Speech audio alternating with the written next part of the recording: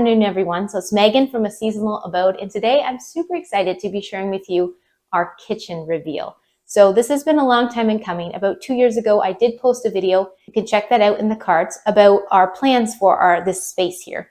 It's been it's been 2 years since that time. I had thought that we would be sharing a video sooner than that, but you know how it goes when you're doing home renovations and you're doing a lot of it yourself. These things take a lot of time. So we are living in a makeshift kitchen in our basement for about 6 months. So we were super excited to finally be in this space. And today I'm going to be sharing with you the start of the renovation process from the beginning to the end. So we live in a 1960s colonial style house, and we felt it was time to put some money back into our home and to update our kitchen space.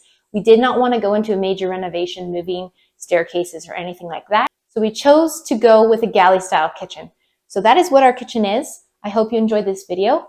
If you are interested in knowing more details about some of the things that you will see in this video, I will put links in the description box below if you're interested in checking out any of those items. Anyways, that's it. Let's get to the video footage of our kitchen reveal.